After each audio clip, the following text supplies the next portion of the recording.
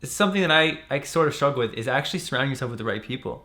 So you may have past friendships where you grew up together and you have that bond, but you've reached a point in your life where you just want more.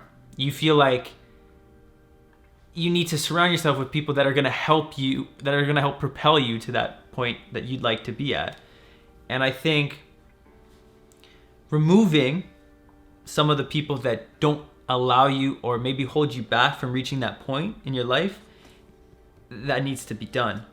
And that can actually hinder your ability to move forward.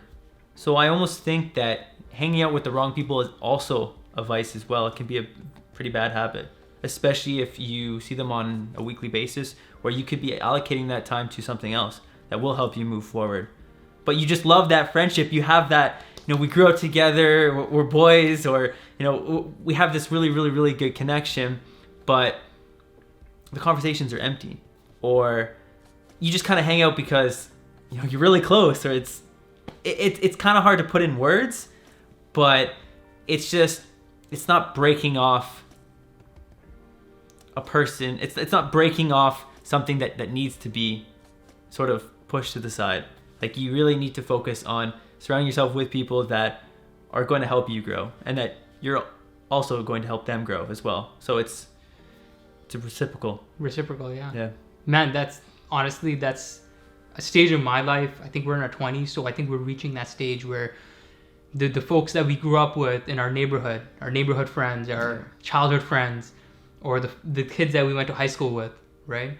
And we're reaching a next stage of our life, whether it be professionally, in a relationship wise, or just the mindset, right?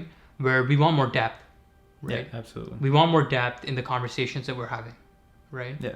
Like, hey, when I meet up with a friend after 10 years and we're talking about that Netflix show or how many one night stands he's had, right? Okay, it's fun to hear, but hey, listen, like, that's not the influence that I kind of want in my life at the moment. Yeah.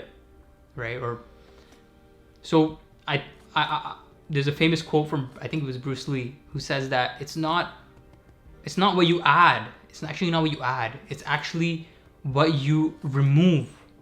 I thought you were going to say subtract. It would have just had that math connection. Yeah. But yeah, good for Bruce Lee. I like that. And it's what we shed, right? Because in the Western world at the moment, we're so consumer based. Want. We want that new bench press. We want that new squat machine. We need those, that protein shake, right? And it's just going to make us jack. Well, no, actually, it's what you can. It's what you remove. It's what you. It's kind of living very objectively and very purposefully, and that goes to your relationships, your friends as well. Yeah, absolutely. But the struggle that I have is how do I filter it? It hurts, right? It hurts when you break a relationship. It hurts when you distance yourself, right? So how do you deal with that? That's a tough question, because how do you really know if you effectively deal with it or not? They may not communicate with you that they feel hurt. They may just, we're dudes, right? So we don't openly communicate as we should, probably. And on the surface, everything may seem good, but maybe deep down, there's that envy, that we kind of broke off. You kind of just stopped talking. I don't really think I've ever addressed to a friend, hey, I don't want to hang out with you anymore. You kind of just stop texting, stop communicating. You kind of fall off the map a little bit. And I've kind of left that. I kind of left that behind. I haven't really addressed that, truthfully. So maybe that's something I should go and do and be like, hey, sorry, we kind of stopped communicating. We kind of stopped seeing each other. We just went down different paths. And, I just wanted to just make sure that you were aware of that, just to kind of help fill that void maybe. So I have to admit that I've never really had that conversation with someone where hey, I don't really want to be friends anymore. I've sort of just stopped texting or stopped communicating. Yeah. So have you? Honestly, I think of relationships as almost like I wouldn't like to say relationships with objects, right? But we kind of form relationships with things as well. Our first brand new car that we got, right? Or my PS2. Okay, I love that PS2. It's part of my childhood, right? I loved it. I loved everything about it. Yeah. My games console, right? But slowly, when I grew up, I found out it's a bit of a waste of time, even though it was so fun. Absolutely. Right? And eventually, 10 years down the line, that PS2 it's not in my sight. It's probably in my basement wrapped up. And I didn't really officially have to kind of break bonds with it. But naturally, just organically, I've disassociated with it. I don't relate to it anymore, right?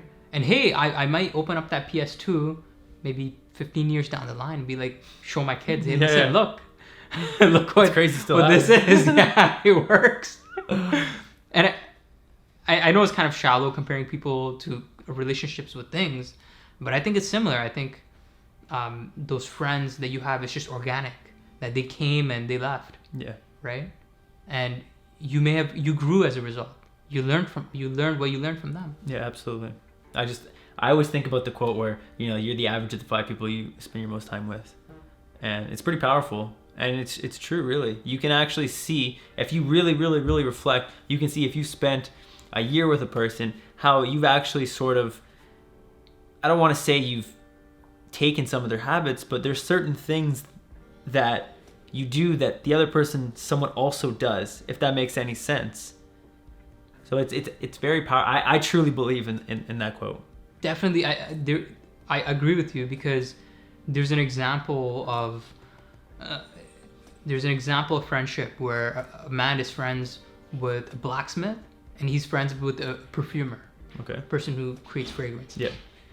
And although both are good people, but when he leaves the environment of the blacksmith, his clothes are stained and he just smells bad because the forge does not smell good, right? But the perfumer, the individual who makes fragrances, although he's just friends with them, when he leaves his company, he comes out smelling good, right? I'd hope. And I think friends, they're not good and bad, right? Like, people are not good and bad. Friendships are not good and bad. It's the influence, it's the impact, the subtle impact that they have on you. And like you said, they can morph your habits, your characteristics, even the way you speak. It's crazy, I know. And the way you behave. Because we mimic each other. It's crazy. But we don't use... it's hard to always keep that in the back of your head. What's one habit that you picked up from a friend? One habit that I picked up from a friend. Positive habit. Positive habit that I picked up from a friend. Reading a lot.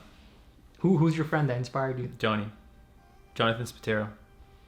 He was like an avid reader.